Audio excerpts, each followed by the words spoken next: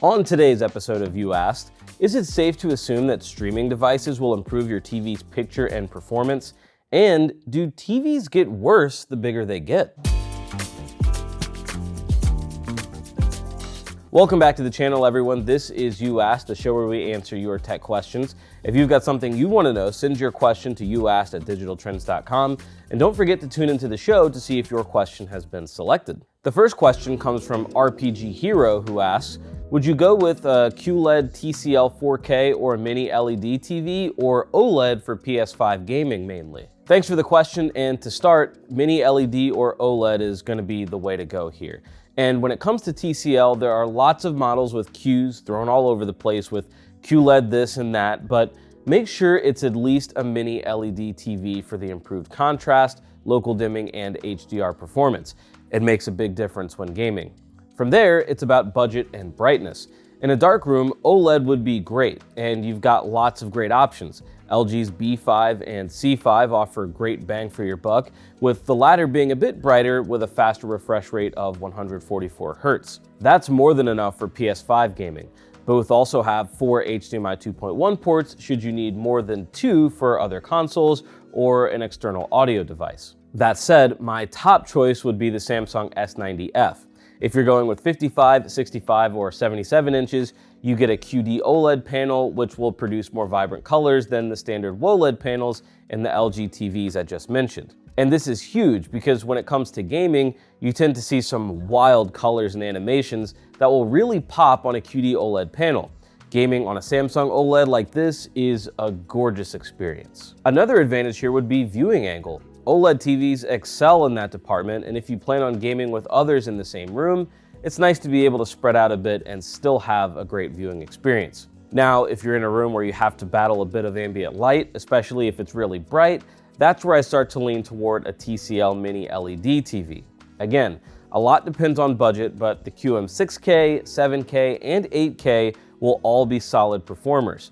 The QM7K is probably the perfect mix of price and performance here. It's more than bright enough, offers low input lag, and will save you some money compared to the QM8K. Grissahue has the next question. Hope I said that right. They ask, will the same model but bigger screen have a worse picture, or will it be the same quality? You know, I wish there was a simple answer here, but the reality is it depends on the specific model and specific size. For example, in Samsung's S90F and S95F OLED TVs, they offer a QD OLED panel at 55, 65, and 77 inches. So if you were going from the S90F in 48 inches up to the 55-inch model, your picture quality would improve. But if you were going from 77 inches up to 83, in that case, it would technically be worse. Similarly, on LG's G5, you get the brighter, more colorful RGB tandem OLED panel in most sizes, but not at 97 inches. So there, going bigger means just a slightly less impressive overall picture. Still, those are niche examples, and for the most part, I think manufacturers do a great job of making the necessary changes to maintain a clean, high-quality picture across different sizes.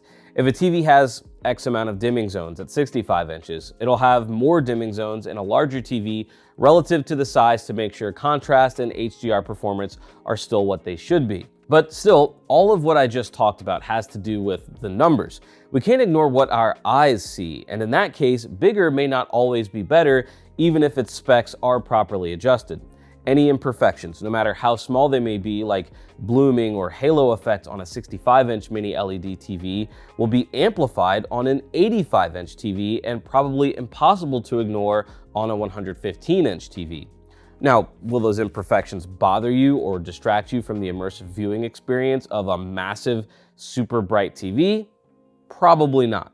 But the point is, bigger TVs can introduce things you may not think of, in addition to being a hassle to set up sometimes.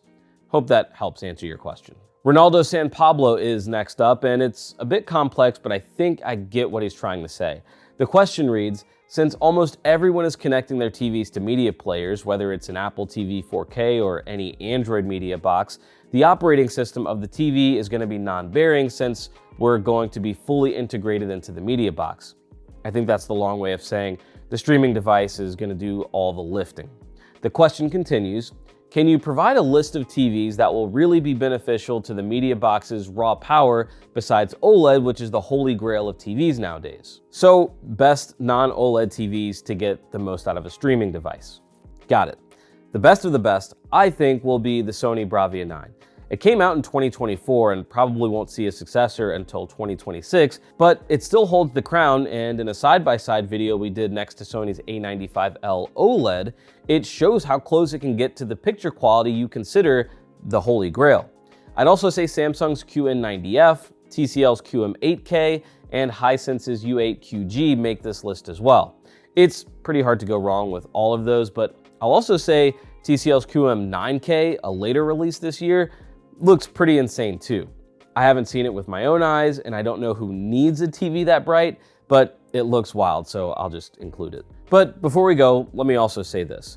Don't sleep on the operating system within the TV, especially if it's one that you like. I have my preferences. I like Google TV and Samsung's Tizen most, but they're all more than capable and offer some advantages over streaming boxes. One is just eliminating points of failure and freeing up HDMI ports.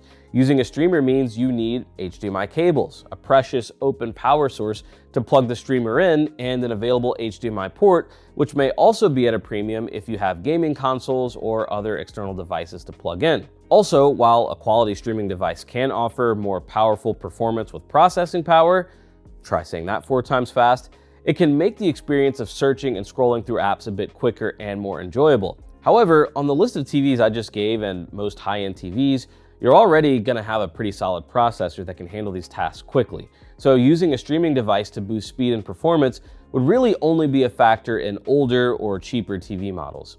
Even upscaling, though great on devices like the Apple TV 4K, is no guarantee to be better than a high-end TV.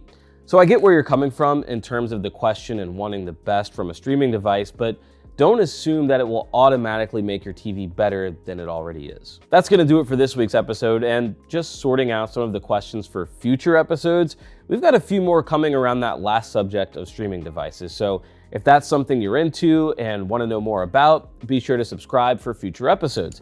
And if it's not something you're into, well, you know what to do. Get those questions in to youasked@digitaltrends.com.